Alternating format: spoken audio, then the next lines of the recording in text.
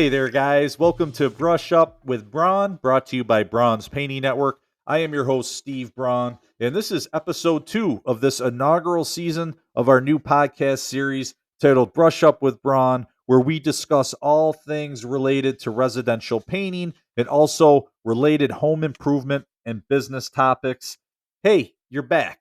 So if you watched the first show and you're back, I can't thank you enough. It must not have been too bad. Episode 2 is all about discussing do it yourself residential painting and whether or not you should take that on. What are the topics of discussion for this episode?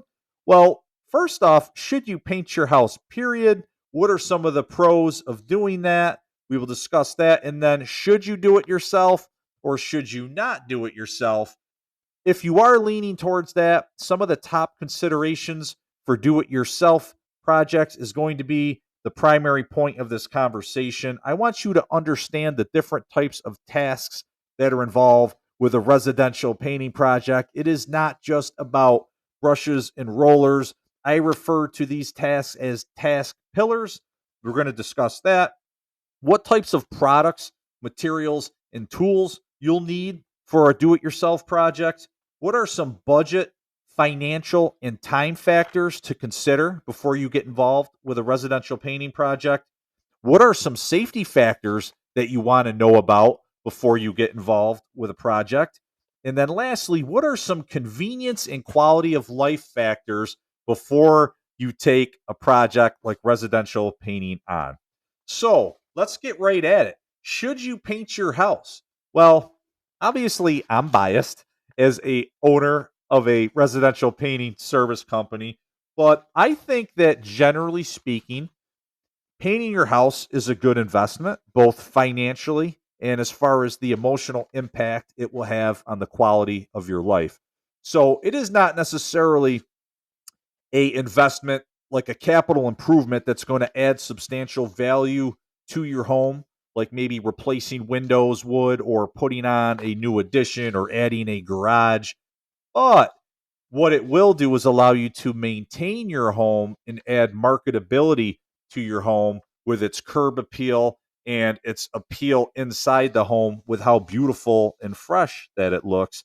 And then, of course, you also need to account for just the maintenance factors, especially if you have wood substrate home on the outside and it's exposed to the weather, then you need to paint on a fairly regular schedule just to maintain the current value of your property and make sure that it doesn't fall into disrepair. Some projects are more about maintenance, some are about aesthetics. And one of the things about painting is there can just be a substantial positive emotional net gain or emotional impact for having that work done that you can't really put a price on. And it also just adds to the overall pride of home ownership. So when you ask me, should you paint your house? Well, yes, of course, I think so. I think it is one of the most practical and affordable home improvement projects that you can do to make a major impact on your quality of life and your personal happiness. So now the next question is, if you want to have your home painted, should you do it yourself? And for a lot of people, I think that there are plenty of reasons why it could be a very practical thing for you to take on. I think there is a large percentage of the population who could very well take on their own do it yourself residential painting project. So, what are some reasons why you might want to do it yourself? Well, the most obvious one is budget. Of course, you can save substantial out of pocket money if you do the labor yourself and you don't have to go outside and hire a a painting contractor to do that work for you. Now, just because you want to save money on your budget doesn't necessarily mean that you don't have the money, but it may mean that it is difficult for you to afford hiring a contractor, especially if you think of a maybe a younger family, people that have just recently purchased a home. There's a very large outlay to securing a mortgage and down payments, and then just the cost of maintaining your home is substantial. And especially if you're talking about people that might be early in their careers and aren't making the incomes that they might down the road, they are very good candidates to consider a do it yourself residential painting project. And there are, of course, people that have plenty of financial means, but they might just simply not value that work at that cost regardless. So, one of the other reasons that you might want to consider doing it yourself is, in theory anyway, you have control over the schedule and availability. A lot of the better contractors that are out there, you will not be able to get them to come to your home right away to execute a job or do it on short notice. It will not be uncommon for a really good painting contractor to be several months booked out, especially during the summer seasons or warm weather seasons up here in the Northeast, where you have the seasonality and exterior projects are competing with interior projects. So if you're doing it yourself, then you don't have to worry about that. You control your schedule, and you might can get right after a project as soon as you feel like you have the time and the motivation to get it done. Maybe another real important reason why you might want to do it yourself is you want that personal gratification of getting it done. You're going to be proud of yourself. Maybe are you a very hands-on person? You got a specific skill set that you want to put to good use. For some people, painting can actually be fun. Try not to laugh too hard for some of you, but it can actually be a very fun, stress relieving type of project for a lot of people. And actually, you'll get pretty good exercise, especially if you're going up and down ladders. Try rolling out a ceiling if you don't do that very often and see the workout that your upper back and your shoulders will get. Those are muscles you don't get to work very often. And so, hey, you'll get good exercise. And hey, dare I say this, that maybe we'll even get some quality family bonding time in if you do your own project. Now, maybe it'll also be a future Forensic Files episode too if things don't go great. But either way, I think for a lot of families, if you're having fun and you put your heads and your bodies and your minds together and you go and you tackle a project together, I think that can be a lot of fun. You maybe goof around a little bit and work together as a family unit and knock out a project. I think I think there would be a lot of just really positive energy that would come from that for the whole family. It could be a great reason to tackle it for yourself. Now, what are some reasons why you might not want to tackle a project? There are probably just as many reasons why taking on a project yourself might not be for you. And one of them is that you simply might just not have the time. If you are a type of person, keep in mind, time is money. So if you are a professional person and you are the type of person that is billing out pretty large amounts of dollars for your personal labor, it might be difficult to justify the time using your personal time to use it towards a painting project. It might just make more sense financially and for your peace of mind to just have it done by a professional, because taking on residential painting projects can be very time consuming, especially if you have to do it in your spare time, in your free time. Keep in mind, it's not just executing the project. If you're a do it yourselfer and you don't have a lot of experience, well, you're going to have to spend time doing research on all the different tasks and things that you need to do, like you may be doing right now. And you're going to also have to spend time in a store, finding products, going to get products and supplies. So if you don't have the time, that might be the biggest reason why you're not going to take on a project for yourself. The other obvious one is you might be concerned about your ability to execute a quality painting project, or at least to do it safely. And painting is one of those things where a lot of people feel like they might be able to do it, but it is actually a very task oriented, challenging set of tasks that need to be done, and they require a lot of thought and preparation. So it is not for everybody. Like, you got to know yourself and what your own skill sets are. I mean, if you struggled in art, if you were getting C's in art class, or you just feel like you might have some sloth like fine motor skills, I mean, you might not want to take on your own residential painting project, because trust me, you can definitely make a mess. You need to have patience, and you need to be the type of person that has attention to detail. Another issue is, hey, do we have some physical limitations that could make it difficult for you to get the project done, or at least to get it done in a safe fashion? Certain types of painting projects, there can certainly be fall hazards if you're doing any type of climbing on ladders. And There are also a lot of other types of concerns related to safety that we'll talk about a little bit later in this show. So, what are some of the top considerations of residential painting if you are leaning towards getting a job done yourself? I want to talk about what I refer to as task pillars. And you got to remember that painting a project is not just about painting walls and a brush and a roller. There's a lot of different things you got to do to get ready before you can do the paint application.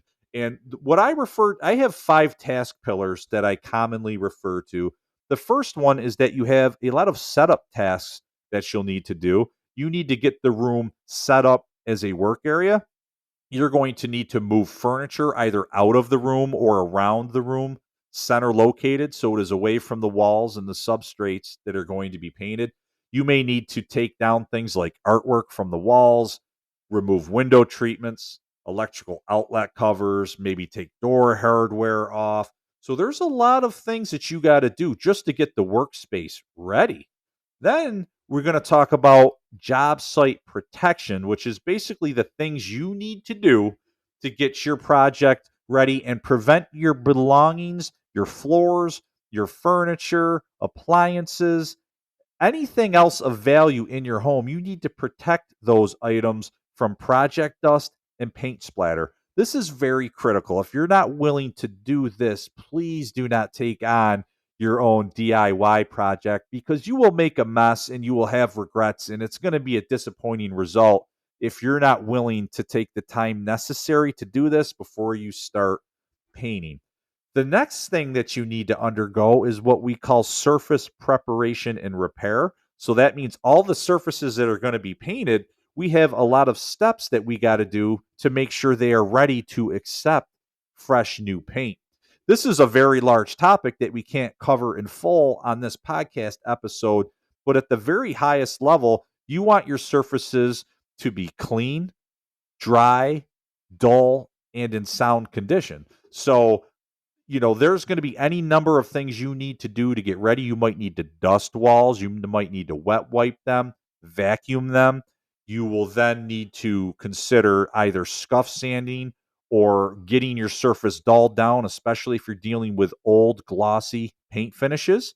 There's going to be a lot of surface damage or defects or anomalies that you're going to need to repair, such as nail holes, screw holes, stress cracks, nail pops. There might be old texture application issues like paint drips or maybe poorly executed repairs with hard edges. All these are different types of things that you would need to take care of before you can get ready and get into paint. You might have stains, mildew stains, water stains. You might have tannin bleed issues, smoke stains. There's a lot of different things that might need to be considered, and these are all part of surface preparation and repair. Once you get those things done, now you can talk about paint application, getting out the brushes and the rollers, maybe even some spray equipment, and putting the paint on the walls. And then, of course, we can't forget about the fifth one, which is cleanup. All that work you did in setup and putting down job site protection, well, you got a lot of work to do to clean up all your work area when you're done. And to me, cleanup is not just something that you do at the end of a project, but it is something that you do throughout the course of the project. I refer to it as intermittent cleanup. You want to make sure that you are keeping a clean project throughout. If you create project dust or paint chips from scraping or just general debris, you want to make sure that you're cleaning it up as you go so you're not creating trip hazards, number one. But just as important, you don't want to be kicking up dust all over your project, especially when you might have fresh paint on the walls and you might potentially ruin your beautiful finish because you're kicking dust all over the place. So those are the 5 task pillars: setup, job site protection, surface preparation and repair, application, and cleanup. So I want you to understand what you are getting involved with. It's not just the fun part of rolling paint on wide open wall areas. There's a lot of other things you got to do if you want to do a really good project. And then, of course, beyond these tasks, there's also this idea of having order of operations. Now, don't panic. I'm not talking about math. I'm not going to ask you to solve math equations here, but I am talking about an order of operations within a project. A lot of these task pillars, you have a certain order of doing things within the pillars, but also individual tasks, such as application. Hey, I said let me slap myself. It's the only way I'm going to learn. I got to do this. But going back to order of operations, for example, with paint application, you typically would want to take on a strategy of working top down, where you would paint the ceilings first, and then you would approach maybe upper trims like door and window casings next, and then you would paint the walls, and then you would paint the baseboard. So there's this whole idea of order of operations and doing things in the best way for not only for quality, but also for being as efficient as possible so you can get your project done in a reasonable amount of time. So, those are the task pillars. What are some materials, supplies, and equipment that you might need? The most obvious one is you're going to need paints, and oftentimes you'll need primers. A lot of the really good high quality paints today are self priming. So, if you are working with substrates that have already been painted before, usually if you make sure they're properly prepared and dulled, you don't always have to use primers, but there are situations where primers are very important, and especially if we're dealing with very stubborn types of stains or difficult to adhere to surfaces like things like tile or metals and things of that nature. Or if we're doing very dark color changes, sometimes using tinted primers are a necessity to make sure you get a really good looking product. But the paints themselves, there will be, in choosing your color, and there are a lot of decisions to be made between not only the brand of paint you're interested in, but then the quality of the paint within that brand. What I will tell you is all paint manufacturers have different levels of paint. They all know how to make great paint. They all know how to make mid-range paint, and they all know how to make low-cost paint. So don't listen to somebody who's going to say this brand of paint is phenomenal and this one is garbage. Most of these paint manufacturers are pretty darn good, and they know how to make high quality products. You just got to make sure you're buying the better products and you understand what you're doing. If it costs not much money or it's way less expensive, I promise you there's a reason for it. And I would encourage you to probably shy away for the low cost products. Now, beyond the paints and the primers, here's another thing I want to talk about first. You're also going to have to consider the sheens of your paint.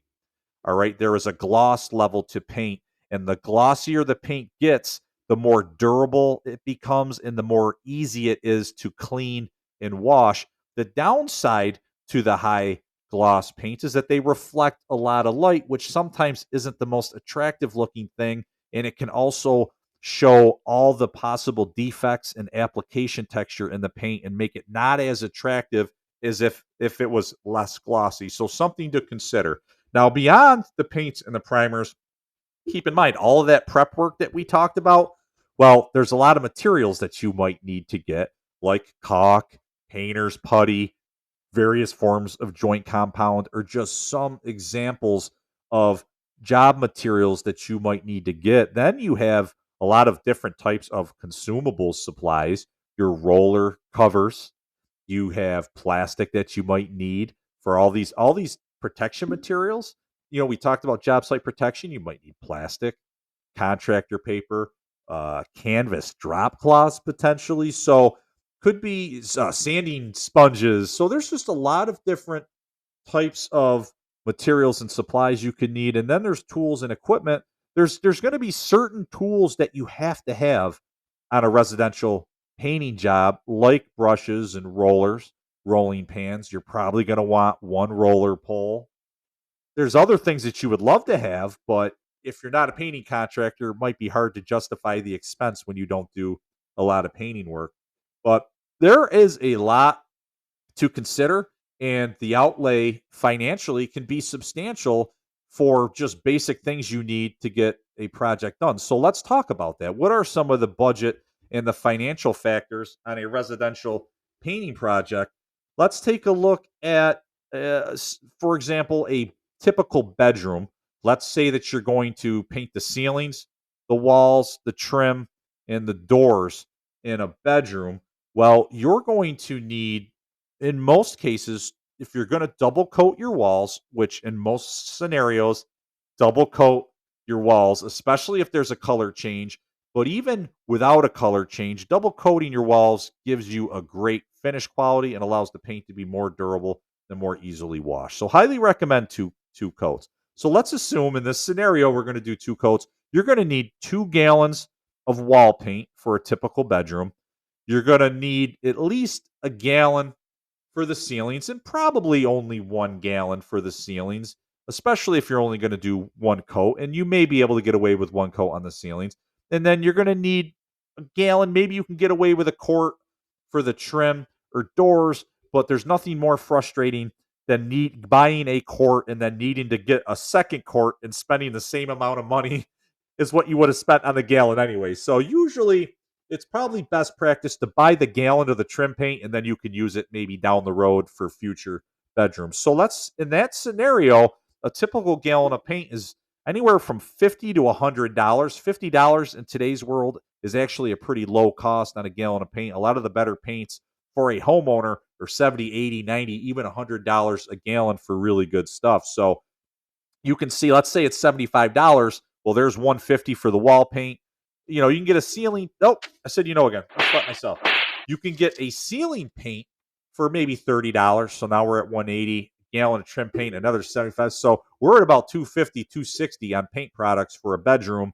And then once you factor in the fact that you might need to buy a tube of caulk, maybe a quart of joint compound, you need to buy your roller, pan, and supply. It will be very easy to get into $400-$500 worth of initial supply and tool costs to do a do-it-yourself painting project. You cannot be surprised to do that. There are always creative ways to save money. Of course, you could borrow tools and things like that, but you can't borrow a can of paint.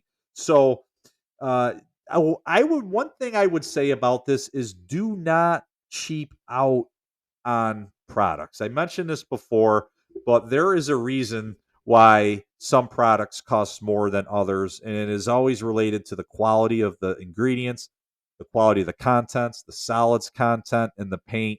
And it is directly related to the quality of the end result, the finished quality of the paint.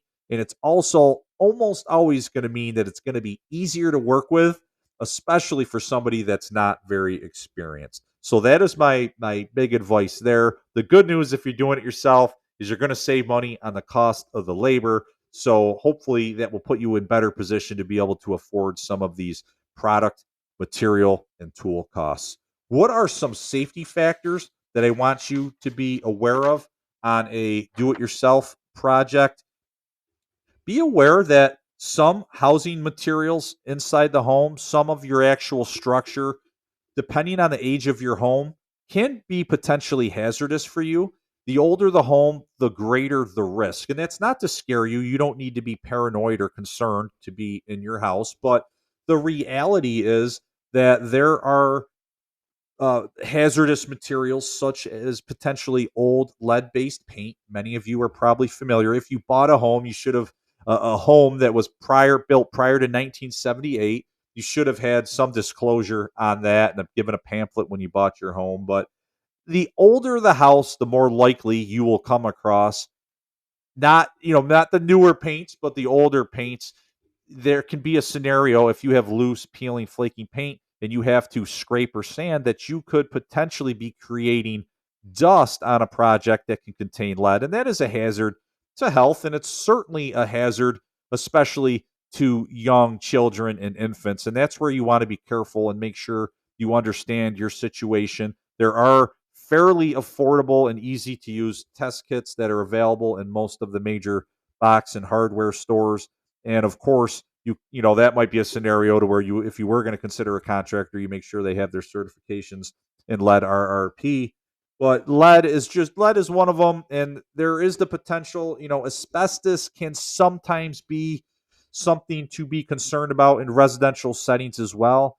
It is possible it could have been used in plasters, potentially even sheetrock flooring materials, or if you're breaking into a wall, some of the insulation, plumbing insulation could have potentially had asbestos. So you want to understand and be cognizant of the potential of that. And my recommendation, it's not to try to scare anybody, it's just to say, be smart. Think about that before you go knocking down walls and creating large plumes of construction dust around your home. Make sure that you understand the risks, that you are setting up proper dust containment protection when you are working, and get children and pets out of the work areas. Make sure you are utilizing PPE. And if you have concerns, there are companies and organizations that specialize in doing testing and consultation. And so, if you really want to know if your home has potential asbestos hazards, there's definitely the help to get out there. All right.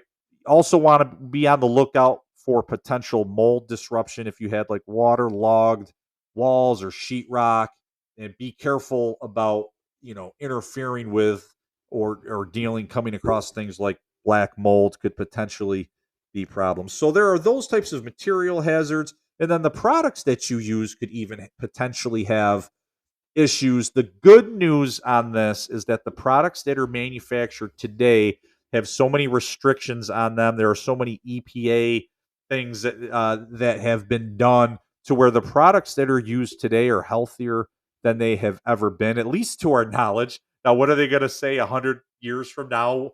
What the products, what do they do? I think back in the 1930s and 40s, I don't think they realized all the products they were using were maybe not the healthiest.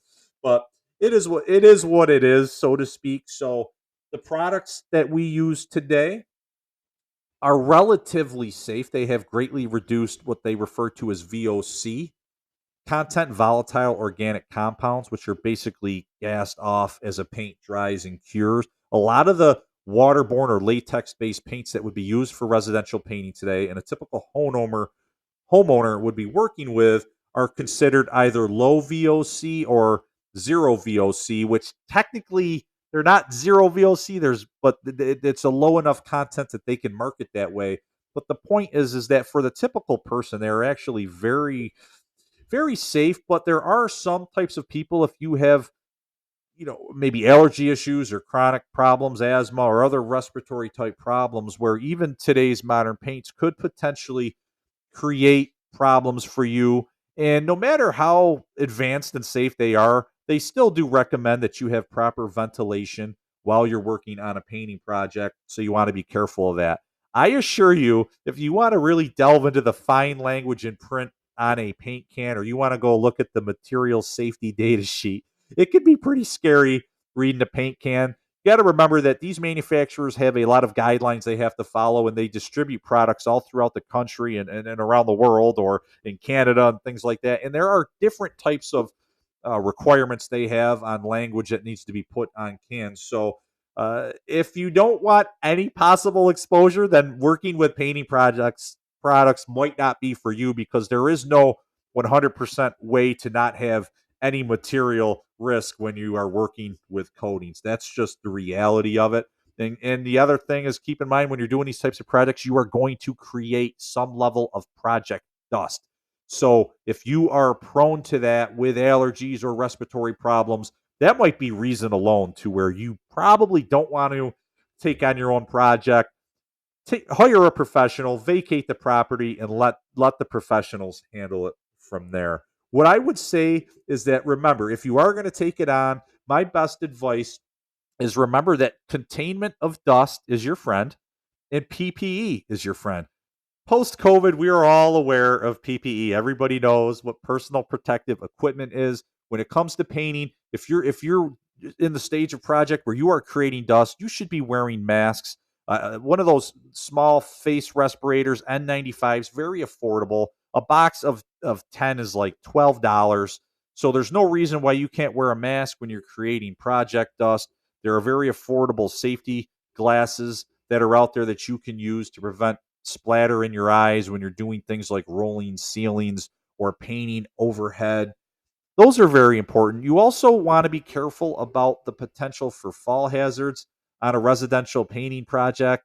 Please be careful. You want to make sure that you are doing the right research and using the appropriate equipment. It can be very easy to make a mistake on a ladder. It is one thing to climb a ladder, say up something like a tree house, but it's a different thing that when you have to climb a ladder with tools and materials and paint and then work up on a ladder and make productive movements up on a ladder is another level that you got to respect it, because you can definitely be hurt pretty badly if you have a fall from a ladder. So you need to take that seriously.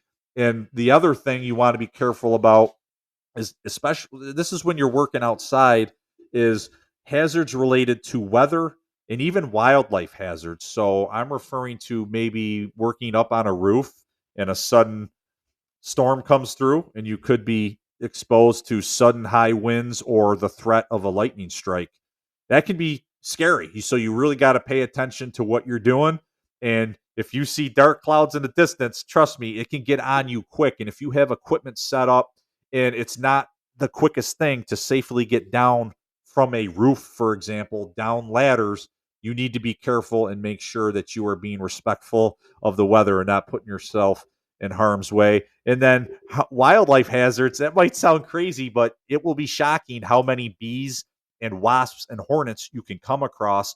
And then you also have to be prepared for sudden interactions with things like birds or even bats or squirrels, spiders. If you are easily spooked and scared and you're up on a ladder and you have a squirrel or a spider kind of crop out at you, if you're going to freak out and fall off a ladder, that can be very dangerous. And of course, obviously, nobody wants to be stung by a wasp or a hornet. And if you're going to have a very negative reaction to that while you're on a ladder, that can also be very dangerous. You got to be prepared to take that sting like a grown man or woman if that's going to happen to you, because that'll be the least of your problems if you fall 25 plus feet off of a ladder when you're doing a painting project. All right, my last topic on this episode to help give you some perspective here is, what are some quality of life and convenience factors to think about before you get yourself involved with a residential do-it-yourself project. Number one, there will be odors. Thankfully, the odors of today's paint are not that bad, but some of the primers you may need to use, especially if you have stains and you need to use something like a shellac-based primer or something like Kiehl's original oil-borne products, the odors on those products can be nasty and difficult to deal with.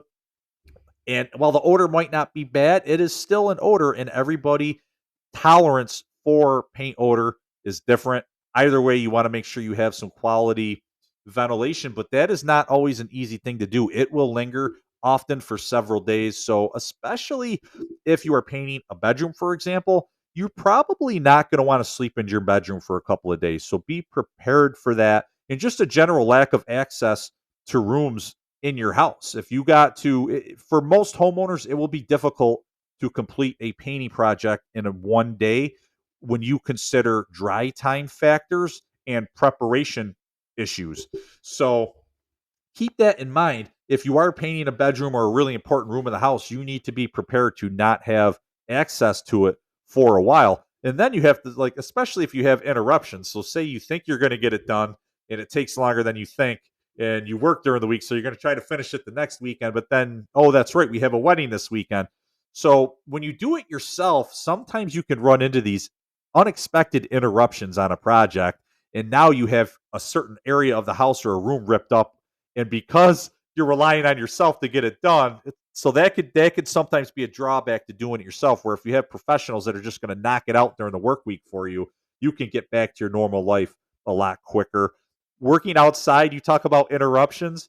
Weather interruptions can be major, especially if you're working on the weekend and you're excited to go. You got your whole Saturday, and it's 95% chance of rain all day long, and it completely, now you might have to be the guy that's living with a half painted house for a month because you can't ever, every time you have the availability to work on your own project, the rain comes, and now you're the guy getting picked on by your neighbors at the barbecue because your house is half painted. So the other thing is, you got to be prepared. Are you willing to give up those precious weekends and all that time? Do you have kids, and then you have sporting events you have to take them to, and now you, and then you, the first thing you got to do when you get home or get home from work is work on a painting project. So something to consider. It could become miserable quick.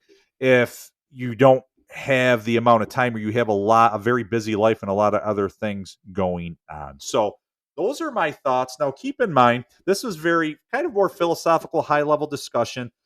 I cannot teach you how to paint your own house on a podcast episode, but this is hopefully food for thought, gives you information to help you maybe think about things you didn't think about before, kind of know what you didn't know before, and really help you make a better decision. Should I take on my own residential painting project? Or if not, should I hire a painting contractor? And if you're considering potentially hiring a painting contractor, well, the good news is the upcoming episode is all about that.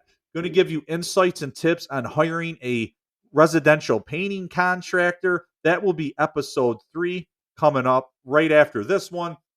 And then episode 4 is going to take it a step further and delve into understanding the value and price of a contractor. So if I scared you with this episode and no way do I want to take on my own project, well, the next 2 episodes should be good, very helpful content for you.